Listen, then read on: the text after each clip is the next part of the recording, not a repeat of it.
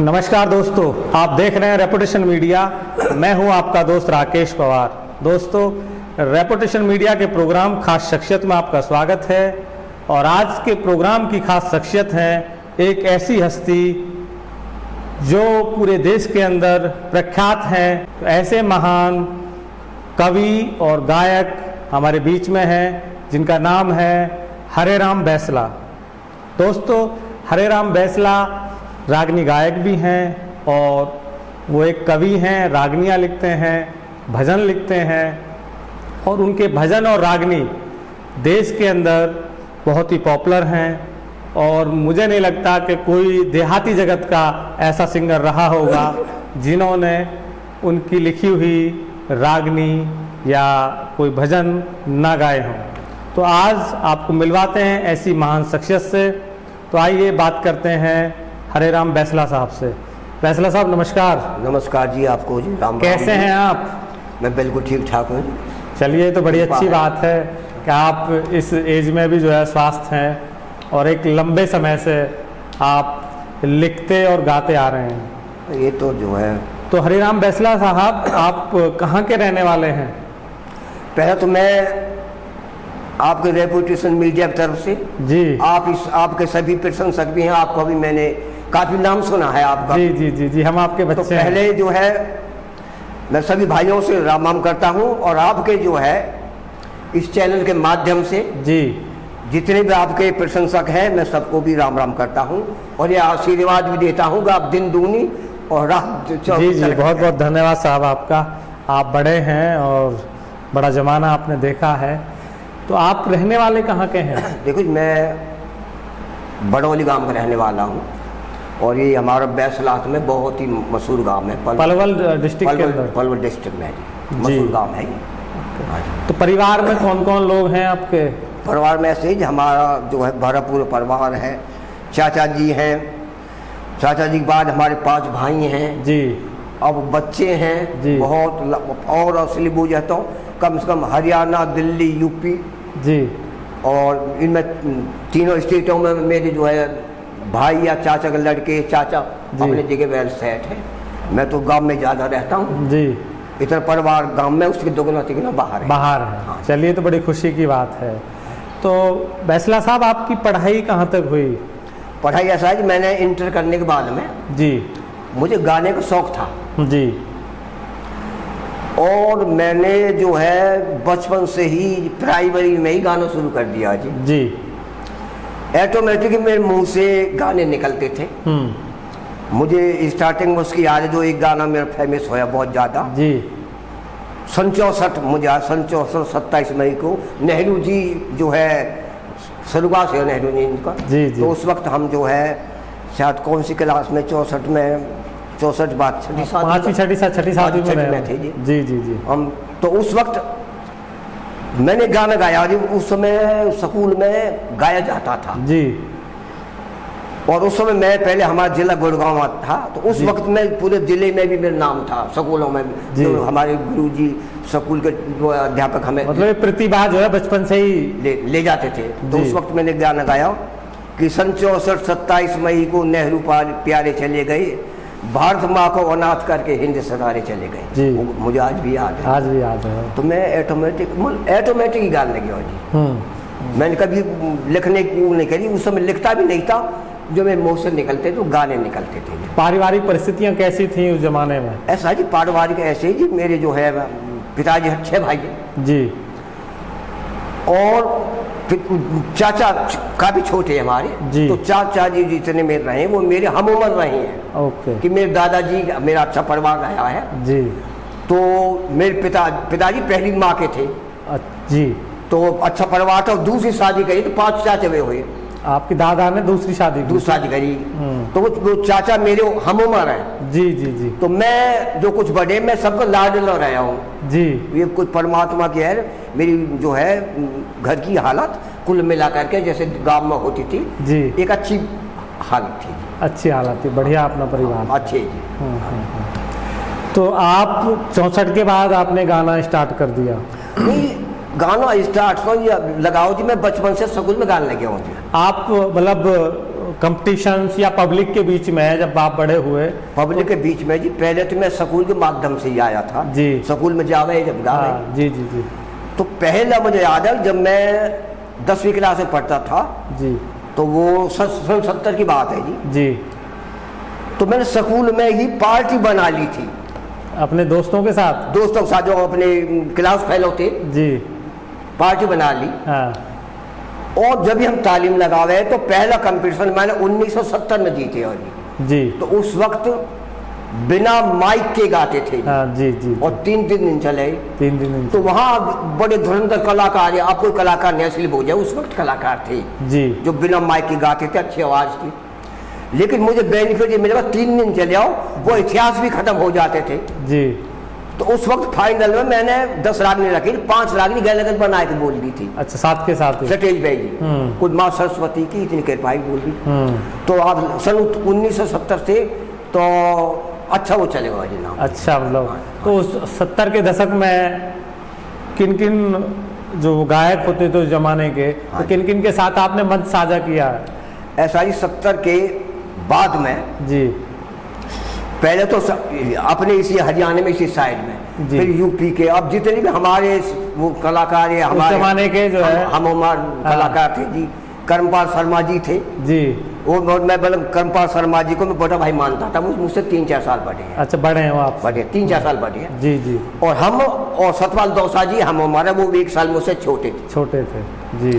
कर्मपाल शर्मा जी, सतपाल जी और भागमल भाटी जी हुआ करते थे जी। बहुत अच्छे कलाकार जी। अजब सिंह जी थे जावली वाले जी। वैसे कलाकार तो काफी थे, लेकिन 4-5 कलाकार वो थे कि जो हम जो है कंपटीशन में फाइनल में पहुंचते थे। फाइनल में पहुंचते थे और जनरली साहब मतलब रहते थे गाने। और हमारे एक सिद्धांत भी था कि हम आज के बच्चों की बजाय हम वैसे थे कि अमूमन उम्र में 2-4 साल मुझसे बड़े ही थे, लेकिन हम आपस में उस वक्त तो कंपटीशन करते थे, लेकिन बड़े मान सम्मान जून से जीत जाओ वायु खुशी मनावे। मतलब कई तरह से मौका है। अजब सिंह जी थे जावली वाले जी। तो ऐसा मौका आया कि वो हम कोटला के अंदर गा रहे थे, उसमें जो उस वक्त इमरजेंसी थी जी। इमरजेंसी में उस वक्त जो है अजब सिंह जावली वाले अपने यूपी के कलाकार, मैं उनका नाम तो नहीं लूंगा, लेकिन उस वक्त के अच्छे कलाकार हैं जी। मैं यहाँ से गया तो फाइनल में वो जो है इसको 26 जनवरी के मेला वो लगाओ और 26 जनवरी जो रहे तो लोग पहुंचे थे कोटला में पहुंचे जी। तो वो इसलिए इकट्ठा करे वो एक जगह रोके कहा उनको, हम टक्कर चल गई जी। तो मुझे आज भी ये याद है फाइनल में सब बराबर थे, हम 5 पार्टी थी जी। 4 यूपी की, 5 भी हमारी हरियाणा की जी। तो उस वक्त जो है करीब 2 रागनी गाई जाएंगी और इनमें जो ले जाएगा वो ही जी फाइनल जीता माना जाएगा। तो जिस वक्त गाने शुरू करे कलाकार तो धुरंधर कलाकार थे सारे जी।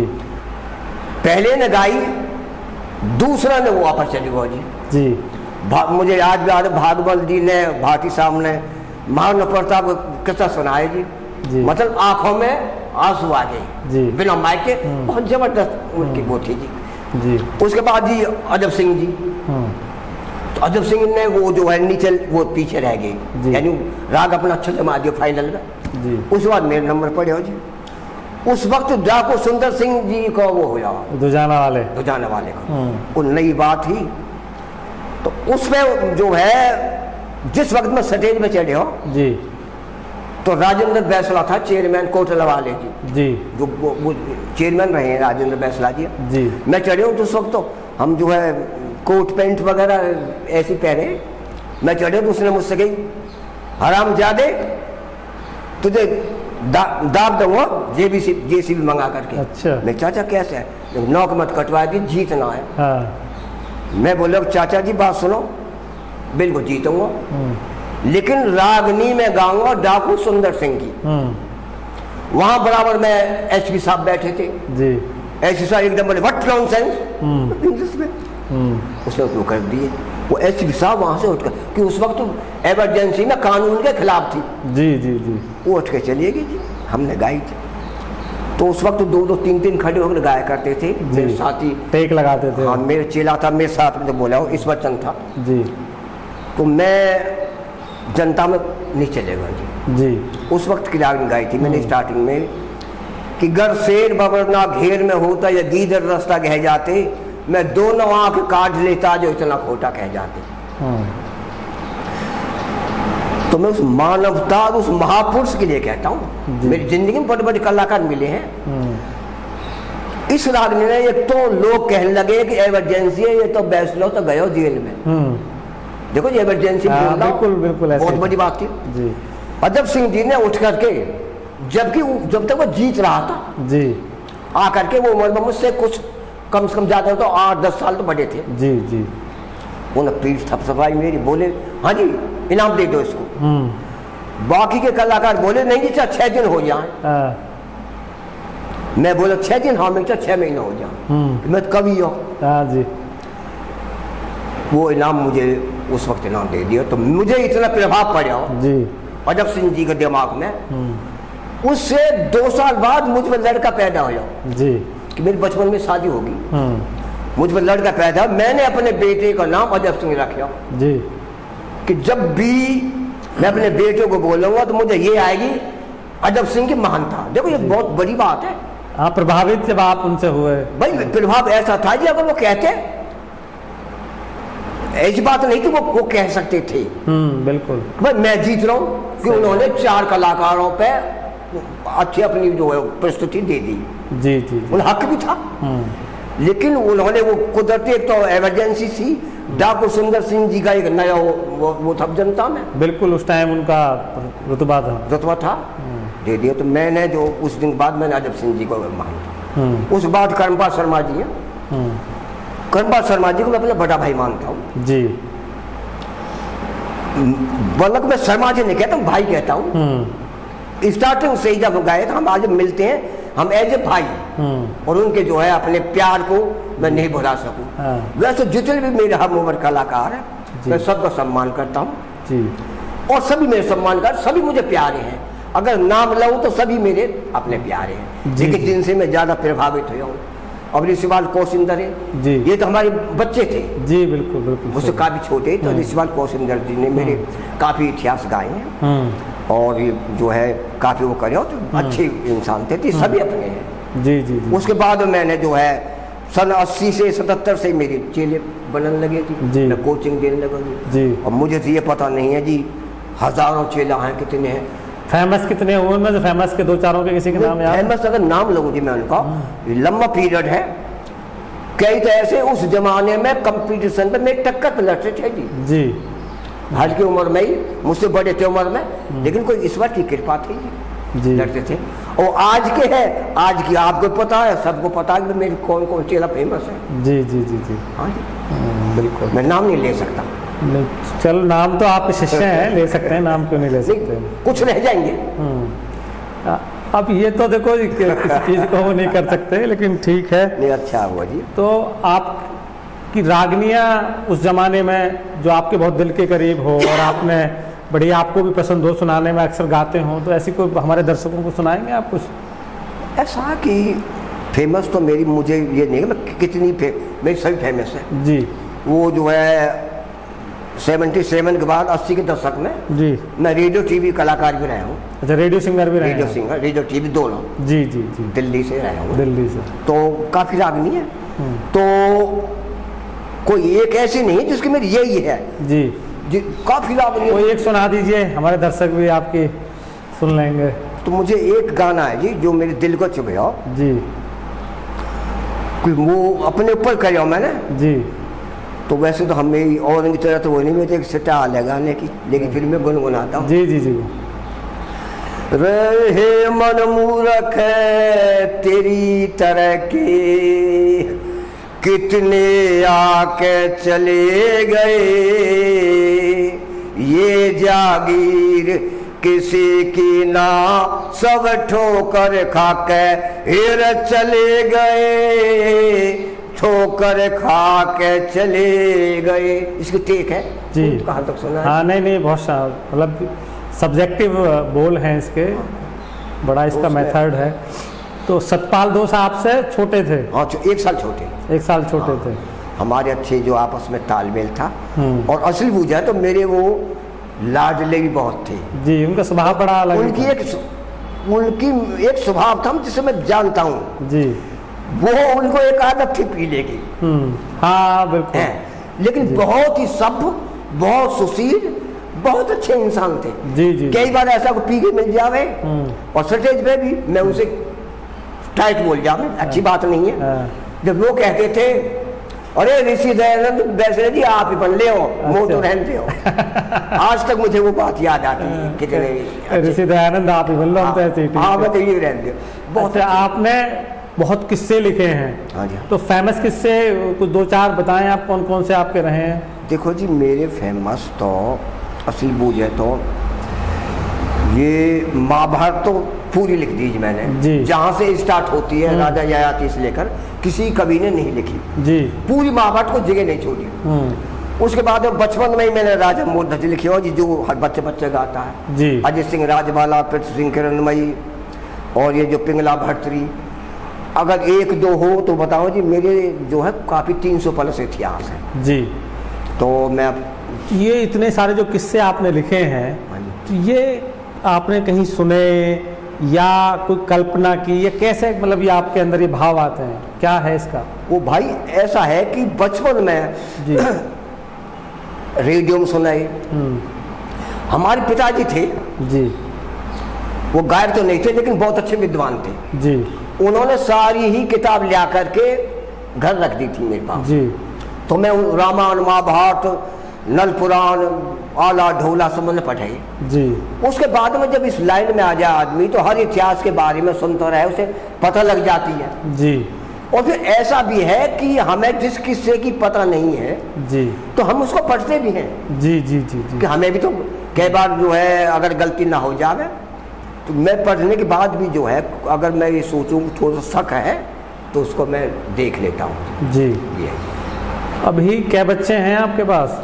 बच्चे जी मेरे जो है 2 लड़के हैं जी। अच्छा, 2 बेटे हैं और उन पर जी जो है 3 पोते हैं और 3 पोती हैं।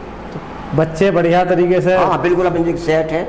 जो भाई के मेरे तो पूरे परिवार के बालक हैं। हाँ जी। गाँव वाले ने ये पता लगा कि मासी जी की हैं, कि भाई के हैं। हमारा बड़ा परिवार है, मेरे सारे बच्चे हैं जी। तो बड़ा परिवार है जी, बहुत वो है। तो आज के टाइम में भी आपकी रागनियाँ जो है बहुत ज़्यादा सभी सिंगर गाते हैं। हाँ जी।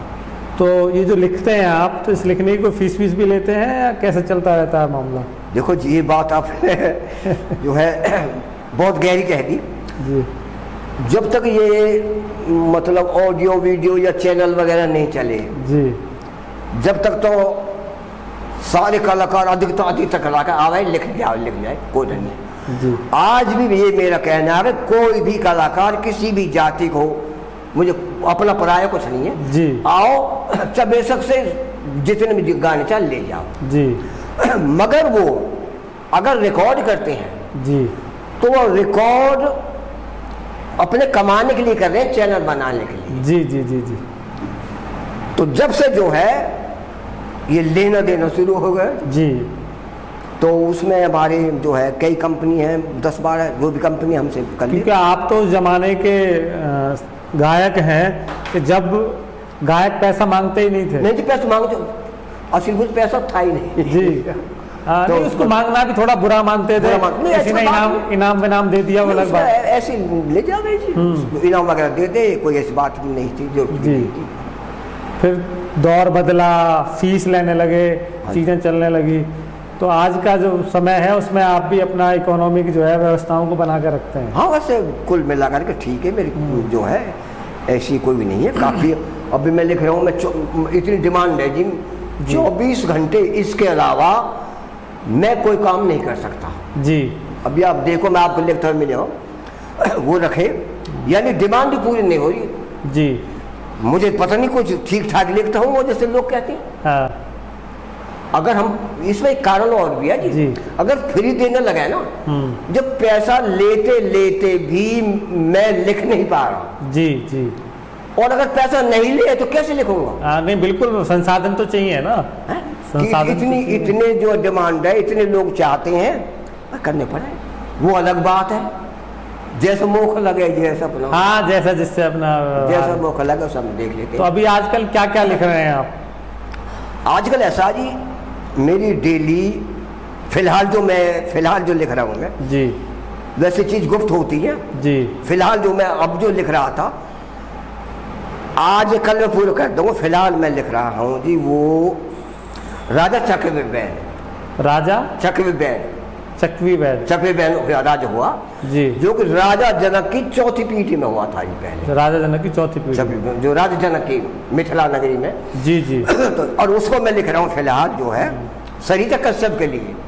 अच्छा, सरिता कश्यप के लिए, और वो कंपटीशन लड़ने के लिए जी जी।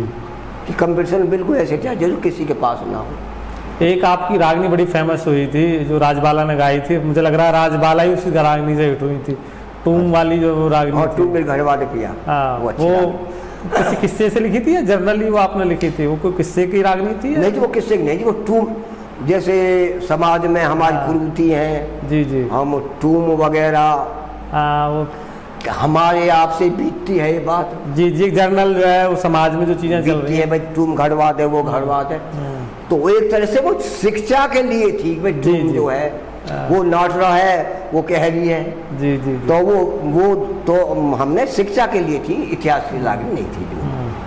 अच्छा, जैसे आप लिखते हैं हाँ जी, तो ये भी आभास आपको रहता है कि ये जो मैं लिख रहा हूँ ये ज़्यादा चलेगा या ये मीडियम चलेगा, ये कम चलेगा, ऐसा कुछ रहता है दिमाग में?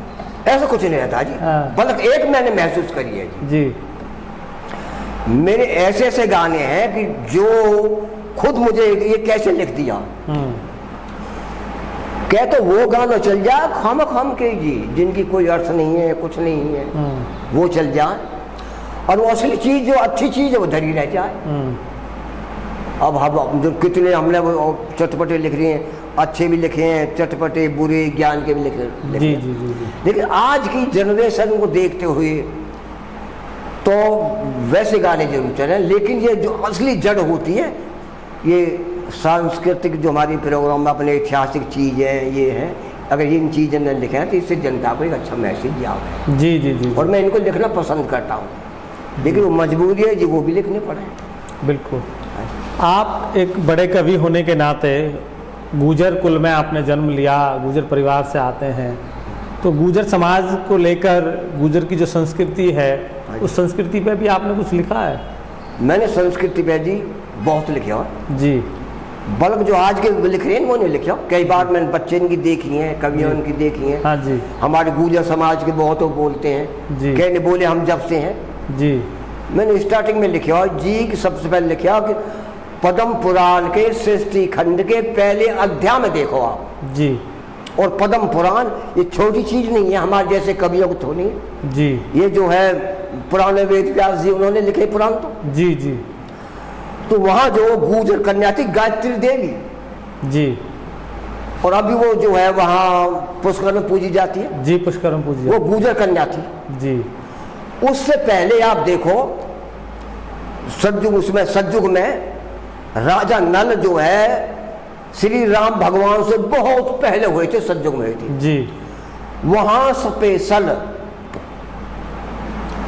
मनसुख गुर्जर का नाम आता है जी, मनसुख गुर्जर का नाम आता है जी। कोई जाति भाटित को आता हो तो उसमें ये भी नहीं कह सकते कि कोई अदर कास्ट है जी, जी, नाम आता है। हाँ बिल्कुल, तो सतयुग में आता है जी जी जी जी। दूसरे, जहां तक मेरा सवाल है, मैंने हर जाति के महापुरुषों के इतिहास लिखे हैं। बिल्कुल बिल्कुल बिल्कुल। और मैं चैलेंज से कह सकता हूं जी, जितने भी कवि हुए हैं जिस जाति में, अब हमारे जाट भाई ने लगा लो जी, मैं जाटों से मैं चेले जाता हूँ, आस पास जहमी जाट जी, घरेलू हिसाब दिए, जितने मैंने जाटों के लिए इतिहास लिखे हैं वो उनके जाटों के कवियों ने नहीं लिखे जी।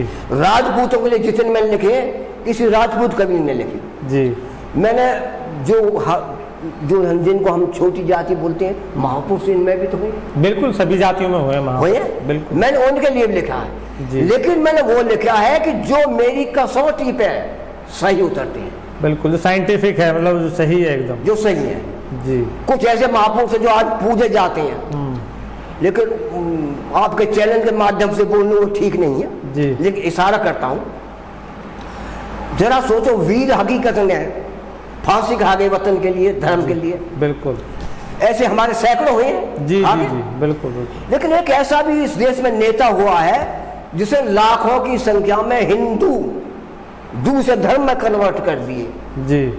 तो या तो आप जो है गुरु गोविंद सिंह के बच्चे जो चिनवा दिए थे, चिनवा दिए, या अपने वीर हकीकत वगैरह जी, ये दादा काना रावत आप यहाँ देख लो जिंद चिनवा दिए जी। या तो उनने मान लो सिर्फ वोटों की राजनीति, वो इस लायक ही नहीं है। मुझसे काफी फोन आते हैं, लोग चाहते हैं, आज तक मैंने उसका इतिहास नहीं लिखा जी। हाँ, उन्होंने जो कुछ किया देश के लिए वो तो लिख दिए जी। मैंने कहा अगर मैं इतिहास लिखूंगा तो मैं सच्चाई लिखूंगा, बिल्कुल, और सच्चाई सामने आ गई तो तुम उंगली उठाओगे जी। इसलिए मैं नहीं लिखा। मैंने बचपन में नेहरू जी लिख दिए जी, लेकिन बाद में अब मुझे ज्ञान हुआ, मुझे अफसोस है इस बात का, मैं नेहरू जी क्यों लिख दिए। मैंने हिस्ट्री पढ़ी है जी, जिसकी मुझे, मैं किसी पार्टी से वो नहीं करता, नहीं नहीं सही बात है, जिसकी नींव ही सत्ता के लिए हो जी, महापुरुष कहाँ है। बिल्कुल सही बात है। देश की 13 प्रांतीय कमेटी थी जी, आजादी से पहले, बिल्कुल। उस जो अध्यक्ष बनता आजाद भारत को प्रधानमंत्री बनना था, उन 13 में आप ऑन द रिकॉर्ड देखो, उन 13 में जो है 11 वोट पटेल जी की थी, बिल्कुल, 2 निष्पक्ष थे, एक भी वोट नेहरू जी की नहीं थी, बिल्कुल नहीं थी। ये संसार का रिकॉर्ड है कि एक गांव में मेंबर भी नहीं बन सकता, वो प्रधानमंत्री बना दिया। जो आज देश में दंगा फसाद हो रहे हैं वो यही तो कारण है, जम्मू कश्मीर में जो जो जी जी जी जी। तो अब हम शायद हम बहुत सारी घटनाएं हैं वो उस तरीके की रही हैं। अब हम दूसरे साइड में मुड़ गए। जी जी जी। मैं कभी होने के नाते इधर जो है चले गए, अब बात को दूसरी तरफ लिया। बिल्कुल सही बात है, वो तो डायरेक्शन दूसरा चला गया। तो आजकल के जो गायक हैं, जो सिंगर हैं, इनको आप किस तरीके से देखते हैं? आप अपने आपका जो एक समय रहा उस समय में और आज के समय में इतना फर्क है जी। हमारे ज़माने में इतिहास की चीज़ सुनते थे जी, और कलाकार में दमखम होता था, वही कामयाब था। बिना माइक के गाते थे, बिना माइक के गाते थे, दमखम था। 100 इतिहास कलाकार याद रखता था जी। अगर 40 पार्टी है और 3 4 बजे गा लिए तो इतिहास कट गए जी। आज तो काफी सामने रख ले, जिस कलाकार पे एक इतिहास याद नहीं है और एक गाना उठ पटंग गा दी वो चढ़ गो। आज तो सामने रख लेते हैं, सामने रख ले गाली। मैं बुराई नहीं कर रहा, नहीं बुराई नहीं है, वो भी मेरे बच्चे हैं। हाँ सही, वो मेरे बच्चे हैं, सुविधा है आजकल, वो मान रहे हैं वो सुविधा है। अब गानों, अब आप देखो उठ पटंग गाने चल रहे हैं, असली चीज धरी रहेगी। लेकिन मेरी ये है कि कम से कम अच्छी, हम संस्कृति के लिए, हमारी जो संस्कृति बची रहनी चाहिए। हम क्या थे, हमारे राजा महाराजा, हम सब एक हैं। मैंने ये भी लिखा है कि जो है वर्ष 1000 गुलाम रहे, ऐसी खोटी अकल हमारी से देश का बेड़ा गर्क किया छुआछात बेमार से। और ये है भी सच्चाई, सही बात है। हम आपस में लड़के झगड़ के हमारी गुलामी के कारण है, तो हमारा सबसे प्यार है। और ऐसे मेरे युवाओं से कहना कि कम से कम देश के प्रति वो करो। अब बहुत से कलाकार ऐसे हैं जो गुजर में तो भाई गुजर जिंदाबाद, जाट जाट जिंदाबाद, राजपूत राजपूत जिंदाबाद। अरे बनो तो ऐसा बनो जो अदर कास्ट ये कह दिए हमारा है। जी बिल्कुल बिल्कुल सही बात। एक जाति में मत बंधो। बिल्कुल, हर कोई ना कोई अपनी जाति में जन्म लेता है। जी जी जी, जाति तो होती है, बिल्कुल, लेकिन सबके बनकर रहो। कौन सी जाति है जिसमें महापुरुष नहीं हुए? बिल्कुल सब में हुए हैं, सब में हुए हैं। ये बात अलग है, किसी में कम किसी में ज्यादा, लेकिन हुए सब में है। सब में हुए। आज के जो रागनी गायक हैं आज के दौर के, उनमें आपको कौन ऐसा लगता है कि जो आपके मन के करीब है, कि लगता है कि भाई ये लड़का सही गाता है या ये गायक सही गाता है? देखो जहाँ तक लड़के इनका बात है, लड़के तो मैं नहीं कह सकता जी कि उनमें ज्यादा नहीं तो 500-700 में बहुत प्यारे हैं जी, यानी अमूमन सब मुझसे अटैच है। हाँ जी, जिन्होंने मैंने सिखाया वो भी, जिन्होंने नहीं भी सिखाया उनको जरूरत पड़ती है तो गुरु की जरूरत पड़ती है, तो वो मुझसे जो है मैं उनकी मदद करता हूँ। मैं उनका गुरु। आपको कोई बालक की किसी की रागनी अच्छी भी तो लगती होंगी, भाई मुझे इसकी अच्छी लगती है, मतलब एक जनरल भाई वो तो एक मन के भाव है आपके। मुझे किसी की नहीं, सबके अच्छे लगे, लेकिन लेडीज की एक बात मैं कह सकता हूँ जी, डंके की चोट जी, आज की जितनी भी ये लड़की हैं सभी मेरी प्यारी हैं, सब वो है अपने जो है शक्ल दिखा करके, हुनर दिखा करके जब चढ़ी है। एक लड़की से मैं इतना प्रभावित हूँ जी, वो गुड़िया, मुझे गर्व भी है उस पर, जी, प्रियंका चौधरी। प्रियंका चौधरी।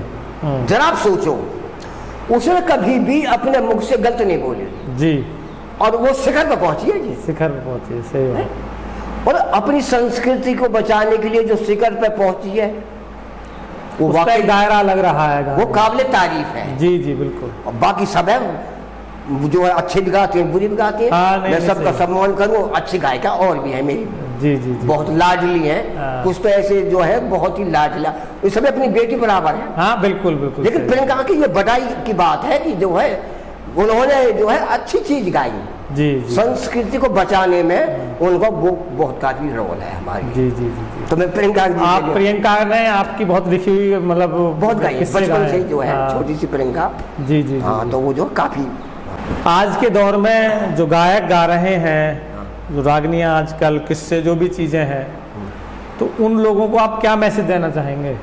आप बड़े हैं और कवि हैं। उनको मैं एक मैसेज जरूर देना चाहूंगा, जी, जो मेरे दिल की बात है। जी, खूब चटपट गाओ खूब चटपट गाओ, लेकिन अपने संस्कृति के प्रति, जी, देश के प्रति कुछ ना कुछ ऐसा भी करते रहो ताकि जो है आने वाली पीढ़ी, एक ऐसा जमाना आएगा जो ये कहेंगे भाई उन्होंने क्या गाया। जी, अच्छी चीज भी जो जनता में, जनता के लिए कलाकार एक जो है आदर्श होता है, देश को एक दिशा दे, समाज को एक दिशा दे। तो जी, कम से कम अच्छा ही वो अच्छे जो है अच्छे गाओ, चटपटे गाओ।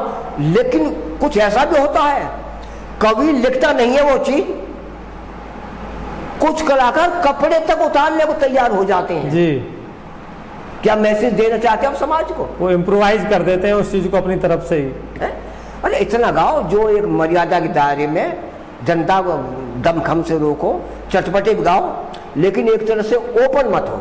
जी, जी, जी, तो मेरी एक मेहनत करो और जो है कम से कम अपने देश के लिए, संस्कृति के लिए, कि आने वाली पीढ़ी जो कम से कम हमसे ये सीख लेंगे भाई हमारे इतिहास है, वो है, खाली उन पर ध्यान रखा, अच्छी चीज बनी। आपकी जो रागनियाँ सुनते हैं, जो किस्से आपके सुनते हैं, जो दर्शक आपको देख रहे हाँ हैं, जी। उन दर्शकों के लिए क्या मैसेज देना चाहेंगे? आप क्या कहना चाहेंगे उनसे? उन दर्शकों के लिए मैं एक गाना भी लिखना चाहता था, गाना भी चाहता था, इसमें लिखूंगा मैं। हाँ जी, मैं सबके लिए कहना चाहता हूँ, मुझे कोई अभिमान नहीं है, अहंकार नहीं है, लेकिन मुझे एक अहंकार है जनता के प्रति कि जितना मान सम्मान दुलार मुझे दिया जनता ने, हर जाति ने, मैं बंद के नहीं रहा, जी, जी, जी, जी, हर जाति ने जितने मुझे सम्मान दिया, मैं उनका ऋणी हूं।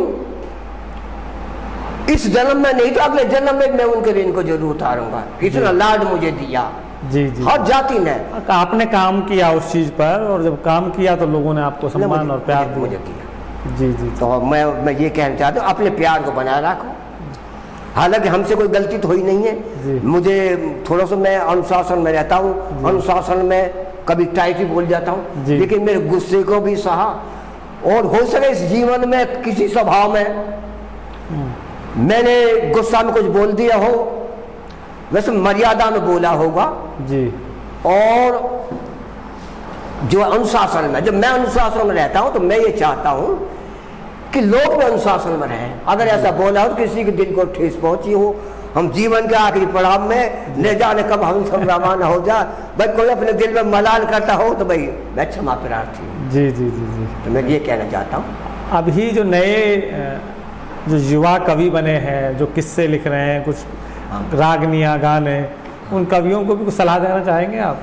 देखो उनके बारे में कारण है जी, सलाह मैं बहुत देना चाहता हूँ, लेकिन वो सलाह को ग्रहण नहीं करेंगे जी, और उनका अपना दौर है, वो अपने तरीके से ग्रहण नहीं करेंगे। क्योंकि मैं अगर कहता करूँ, वो मैं देखता हूँ अर्थहीन है। अच्छे भी लिखते हैं, अगर मैं खुल के करूँ मैं ये जरूर कहना चाहूंगा बच्चों लिखने वालों, चाहे आपको एक गाना 10 दिन में आपका बने, कोई जरूरत नहीं है, लेकिन ये देख लिया करो कि इसके जो है छंद, पिंगल, सुर, ताल सही है या नहीं है जी। और मैं एक बात यहाँ इस आपके चैनल के माध्यम से कहना चाहता हूँ जी, बहुत ऊंचे कलाकार रहे हैं वो देश के जी उन्होंने एक रागनी गाई थी जी, और वो बिल्कुल मेरे जी मेरे चेला रहे कि मेरी उम्र काफी है, हालांकि वो भी बहुत उम्र के हैं लेकिन मेरे बच्चे हैं वे। जी उन्होंने एक रागनी गाई थी महाभारत के किस्से से, जी, और महाभारत में दादा भीष्म और उस जवाब सवाल थे मेरे बहुत प्रिय रही हैं वे जी। और उन्होंने वो सूर्यवंशी दिखाई कि भीष्म कह रहा था मैं सूर्यवंशी हूँ और वो गाना रिकॉर्ड हो गया, चल गया, गाना बहुत अच्छा, बहुत फेमस। लेकिन जब वो मुझे मिले कि मैं खुद रिकॉर्डिंग कर रहा हूँ और वो जो वो भी कर रहे हैं उनके लिए लिखता था, मेरा पहला शब्द ये था नालायक, लिखने से पहले इतिहास का अध्ययन करो जी। आने वाली पीढ़ी हमारी गलती से भ्रमित हो जाएगी, भ्रमित हो जाएंगे कि फलाना लिख गो ये गलत है, गलत मत लिखो।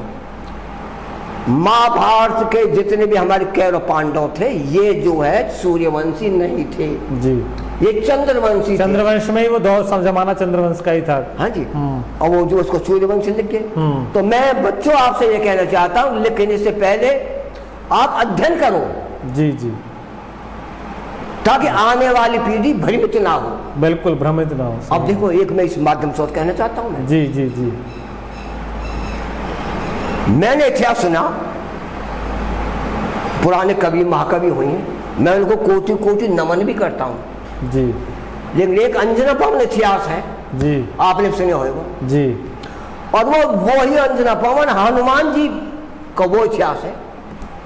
मैं पूछना चाहता हूँ वो इस दुनिया में नहीं, मैं नमन करता हूँ, कोई मेरे इसको ये नहीं ले मैं वैसल जी बुराई कर रहा हूँ, नहीं, ऐसा नहीं करना चाहिए कवि को। अंजना पवन जो उससे जो जिस तरह से जोड़ा गया है, अंजना पवन वही हनुमान जी वाला किस्सा है, आप उसको देख लो और जो उन कवियों ने लिखा उसको देख लो, कितनी भ्रमित हुई है। बटप्पन कवियों में ये नहीं है कि आप अपने निजी स्वार्थ के लिए इम्प्रोवाइज कर दें उस वो कर दे, ऐसा क्यों? पंडित लक्ष्मीचंद हरियाणा के बड़े कवि हुए हैं, कभी मुलाकात हुई उनसे कभी आपकी? नहीं जी, वो जो है हमारे जन्म से ही वो आजादी से पहले जा चुके थे। अच्छा, वो बहुत पहला उनका? हाँ, आजादी से शायद 4-5 साल पहले जा चुके थे आपके जन्म से? वो जो है 47 से पहले जा चुके थे। 47 से पहले? और मेरे जन्म 1954 में। अच्छा, 54 में। ये तो मुझे कभी महसूस होती है कि जो मैं बचपन से गाने लगे तो कोई पुराना कोई संस्कार तो है। संयोग था आपका, ऐसा कुछ संस्कार था? तो वो हमारे पूजनीय रहे हैं, पहली थोड़ी उम्र में ही 40-42 या इसके आसपास कर वो चले गई उम्र। उनके किस्से तभी से लोग मतलब गाते आ रहे हैं, मतलब पंडित लक्ष्मीचंद जब से गाते आ रहे हैं। और लड्डन सिंह एक कवि हुए हैं। लड्डन सिंह अच्छे कवि थे, ये आज के कवि हैं अच्छे। लड्डन सिंह तो आपकी मुलाकात? राजबल्लभ दोनों हुए हैं जी। ये तो हमारे लगभग हम उम्र ही थे हमारे जी जी, 1-2 साल बड़े छोटे ऐसे हमारे हम उम्र थे। लक्ष्मीचंद जी, चंद्रलाल जी जी जी। मैं राजबाला और अजीत सिंह का जो किस्सा आपका बड़ा पॉपुलर हुआ, ये कौशिंदर और ऋषिपाल खदाना ने, हाँ जी हाँ, तो वो आपका लिखा हुआ ही उन्होंने गाया था? वो ऐसा हुई थी, इसको मैं कंपटीशन में गाता था जी। इधर जो सोनोटेक है, सोनटेक कंपनी सोनोटेक है, वो हंसराज जी वहाँ जी जी जी, हम भी गाए, वो गाए तो हमारा जो है कमरा बुक था जी। मिजाज में दर्द बन गया और कौशिंदर ने मुझे कुबेर दे दिया। अच्छा जी। वो गाड़ी लेके उन लोग को पीने की आदत थी, वो निकल गए चले गए, गोली नहीं मिली। और रात के 12 बजे कहाँ उस वक्त जो है इतनी दिल्ली में जो है उतनी सुविधाएं उस हिसाब से चले गई। उन्होंने वैसे जिया कर ले, गुजिया कर लियो, मैं कर ली। उन्होंने मुझे ये नहीं बताई, कमरा अलग अलग थे हमारे उसमें होटल में अलग अलग थे। उन्होंने मुझे ये नहीं बताई कि भाई जो है इसे सट लिया माता। अच्छा, अरे मैं लिखता रहा और झट मुझे जी वे अलग कमरा में वे तो सो गए जी, लगाए को। और मैं तो चक्कर आया जी मुझे। उसे खा गए आप? हाँ जी, मुझे क्या पता ही। लेट गो जी सुबह डेली मैं उठाया क्वेश्चन दे रहे से बाल उस दिन मैं उठाया जी ये गुरुजी क्या सो रहे हो हाँ, मैं कहा लिख दो मैं लिख दिया तो 2 भाग हमें करने थे जी क्वेश्चन जी तो अब वो जो चले गए जी मेरे बच्चा था वो हाँ, इस दुनिया में नहीं जी। है ऋषिपाल जी है हाँ ऋषिपाल जी काफी छोटे हैं अच्छे वो हैं उस दिन मैं जो है वो जो रिकॉर्डिस्ट के पास में नहीं बैठे हम वो लिखते रहे मैं ऊपर चले जाऊं वो इतने जो 1-2 लगाव है इतने में बना दूंगा अच्छा आप बना भी साथ रहे थे और वो गा भी साथ रहे थे उसमें 2 भाग में जो एक भाग तो आधा सुगम सुगम 4-5 लागनी पहली सी बच रही ये बोतल में 66 जी और वो जो बना दे जी लोग आज क्या कर रहा हूँ मैं बाद में हंसराज जी है नबू जी मैं भी कोई कमी तो नहीं है हाँ, ब्यादा काट दी बहुत अच्छा गाया हुआ है हाँ, लिखे हुआ है मैंने कहा अभी लिखे हुआ मैंने मेरी गैल में गाते ऐसा हुई तो हाँ। साथ लिखे हुआ जी मैं जी वो रागनी स्टार्टिंग में जो कहे वो मैं का तेरी माँ एक गाना है उसको बाल नबा का हो सकता नीचे रिकॉर्डिंग चली मैं ऊपर लिख लिख रहा रहे थे हूँ आप और देखो गाना इतना गबता है इतने फट दे जाओ जी जी तो ईश्वर की बड़ी ईश्वर की जो कृपा रही है और उसकी जो बाकी जो रागनी 4 पैर की रात अंधेरी वगैरह ये हम पहले ऑलरेडी गाते थे जी कंपटीशन में कंपटीशन में गाते लेकिन 2 भाग करने तो बाकी की 8-10 रागनी उसी ने बनाई थी मतलब कंप्लीट आपने एक वो बनाया वो उसका अच्छा बना दी वो हाँ। डबल वो कभी मांगते हैं जो 2 कैसेटन के लिए उस समय ऑडियो थी ऑडियो कैसेट का जमाना था तो वो उसके लिए बना गए तो उसमें जो है जब बनाए थे आपने आपका जो दशक 70 का रहा है हाँ उस टाइम भी ऑडियो कैसेट आ गई थी या नहीं जी ऑडियो तो हमारे बाद में आई है ये तो 80 के दशक में आई है ऑडियो ऑडियो तो हमारे बाद में आई है ऑडियो तो बाद में है तो आपने एक अब लगाओ सन 70 से गा रहा हूँ मैं हाँ तो आप लगाओ कितने साल बीच में मैं वही तो बोल रहा हूँ 70 का दशक था आप बिना माइक के बिना रिकॉर्डिंग के गाते थे हाँ जी फिर एक ये ऑडियो रिकॉर्डिंग का जमाना आया हाँ जी रिकॉर्डिंग का जमाना लगभग 15-20 साल चला हाँ जी फिर सीडी हाँ। VCD हाँ जी LED फिर ये पेन ड्राइव आ गई हाँ जी और आज की स्थिति ये है कि यूट्यूब चैनल पर ये चीज़ें चलने लगी हैं तो युग बीत गए तो आपने कितने बदलाव देखे हैं उसमें बहुत बदलाव देखे हैं जी तो इसमें बदलाव में कुछ परेशानी होती थी जब बदलाव होता था या आप उसको नहीं जी ये रूटीन बने हो जाओ हाँ चीज़ें वैसे जैसे ये महसूस होता आज भी मुझसे कहते हैं आज हम गा लेते हैं स्टेज पर नहीं जाते वैसे गाते वही दम कम है और चेले कहते हैं गुरुजी ताकत मत लगाओ और वो आदत बन चुकी है वही बोलने की हमें मंदिर नहीं बोलेगा हाँ आपकी आवाज जो है वो ज्यादा उस वक्त जोश से गाया जाता अब मन गाओ वो नहीं गाया हाँ तो असली जमाना तो वो था वो बीत गो ये तो बाद में अब आया हो जी ये भी बुढ़ापे में आई है सब चीज हाँ, लेकिन बहुत लंबा चले हो मैं अब सन 70 से लेकर अब कितने साल हो गए? बिल्कुल 50-55 साल हो गई 55 साल का लगाओ 70 में पहले वो कंपटीशन जीता है जी तो हाँ तो पहले से ही रहे थे 16 साल के थे हाँ 55-60 साल का आपका एक दौर ये रहा है बिल्कुल बहुत शानदार पर ये एक मेरे दिल में वो है जी उस वक्त के कलाकार और आज के कलाकार में जमीन आसमान का अंतर है जी वो तो भाई प्रकृति का नियम है चीजें बदलती हैं वो हम गाते थे आपस में हारे जीते कोई द्वेष भावना नहीं थी आपस में कौड़ी भर के मिले आज मुझसे जो बड़े उम्र के वो आशीर्वाद देवे यानी कोई भेदभाव नहीं था जी जी और आज तो जो है दुश्मनी करते हैं बच्चे और असली बोझ है ना इस लायक ही नहीं है अगर कंपटीशन कर दी जाए तो कहाँ तक गाओगे आजकल तो कंपटीशन मुझे लग रहा होता ही नहीं है अब तो नहीं होता होता ही नहीं 3-3 दराग 4-4 धरे हैं उसे काफी को लेकर के बैठ जाते हैं तो वो क्या गाएंगे सही बात है तो ये है जी हमारा जो चैनल है रेपुटेशन मीडिया इसके लिए भी आपको मैसेज देना चाहेंगे बिल्कुल देना चाहूँगा जी जी